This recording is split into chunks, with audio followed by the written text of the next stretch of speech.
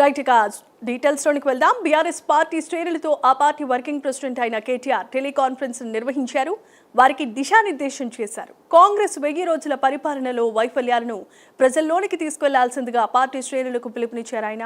September 2 నుంచి వారం రోజుల పాటు కాంగ్రెస్ ప్రభుత్వంపై పోరుబాటు చేపడుతున్నట్లుగా తెలియజేశారు. రాష్ట్ర వ్యాప్తంగా వినూత్నమైన రీతిలో ఈ నిరసన కార్యక్రమాలు నిర్వహించాలని సూచించారు. కాంగ్రెస్ ఇచ్చిన 420 హామీల్లో జరిగిన మోసంతో పాటు పాలనా వైఫల్యాలను ప్రజలకు వివరించాలన్నారు కేటీఆర్. 1000 రోజులైనా నెరవేరని హామీలపై ప్రజలను చైతన్యవంతం చేయాలని, కాంగ్రెస్ హామీల వైఫల్యంతో పాటు అవినీతిని ఎండగట్టాలని పార్టీ శ్రేణులకు పిలుపునిచ్చారు. ఇదే అంశానికి సంబంధించి మరిన్ని అప్డేట్స్ అందించడానికి మా కరెస్పాండెంట్ చందు లైవ్ ద్వారా సిద్ధంగా ఉన్నారు. చందు, చెప్పండి.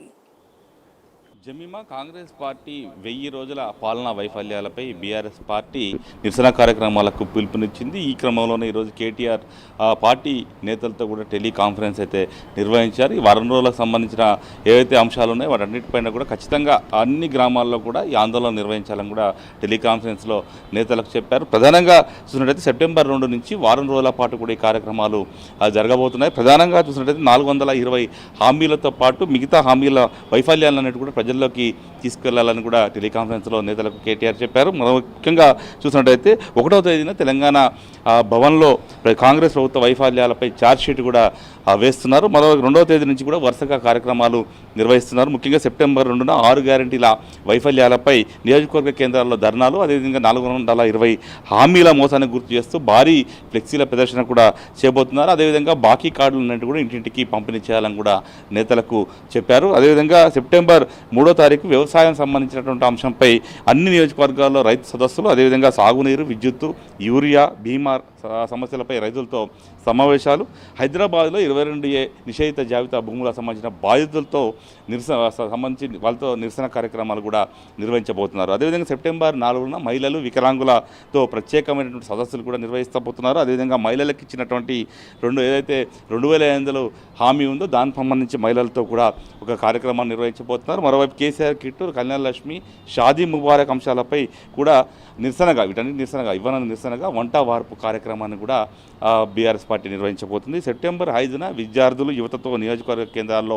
భారీ ర్యాలీలు, అదేవిధంగా ఫీజు రీఎంబర్స్మెంట్, జాబ్ క్యాలెండర్, అదేవిధంగా యూత్ డిక్లరేషన్తో పోరాటం సంబంధించి ఆదిలాబాద్, సింగరేణి ప్రాంతాల్లో ప్రత్యేక నిరసన సదస్సులు కూడా బీఆర్ఎస్ పార్టీ నిర్వహించబోతుంది. సెప్టెంబర్ 6న హైదరాబాద్ నగరంలో సమస్యలు, అదేవిధంగా ఆటోలతో భారీ ర్యాలీ కూడా నిర్వహించబోతున్నారు. ముఖ్యంగా తాగునీరు, వీధి దీపాలు, అదేవిధంగా వీటన్నిటిపైన కూడా ప్రభుత్వాన్ని నిలదీసేలా కూడా నిరసన కార్యక్రమాలు ఉండబోతున్నాయి. మరోవైపు సెప్టెంబర్ 7న ప్రజావాణి కేంద్రాల్లో కాంగ్రెస్ ఇచ్చినటువంటి హామీలపై వినతి పత్రాలు ఇచ్చేలా కూడా ఒక డిజైన్ అయితే ప్రోగ్రామ్ చేశారు. సెప్టెంబర్ 8న వారం రోజుల పోరాట కార్యక్రమాలపై అన్ని జిల్లా కేంద్రాల్లో కూడా పార్టీ నేతలందరూ కూడా ప్రెస్ మీట్లు నిర్వహించాలి. అదేవిధంగా అంబేద్కర్ విగ్రహాలకు పూలమాలలు వేసి నివాళులు అర్పించాలని కూడా ఇప్పటికే పార్టీ డిసైడ్ చేసింది. మరోవైపు సెప్టెంబర్ 10న ఉపాధ్యాయ, ఉద్యోగ సంఘాల నిరసనలో కూడా బీఆర్ఎస్ పార్టీ పాల్గొనేలా కూడా మొత్తంగా ఒక షెడ్యూల్ని అయితే ఖరారు చేసింది. దీనికి సంబంధించి కేటీఆర్ పార్టీ నేతలందరితో కూడా టెలికాన్ఫరెన్స్ నిర్వహించి ఖచ్చితంగా ఈ 7 రోజుల పాటు మొత్తం పూర్తి స్థాయిలో కార్యక్రమాలు నిర్వహించారు. ఖచ్చితంగా కాంగ్రెస్ పార్టీని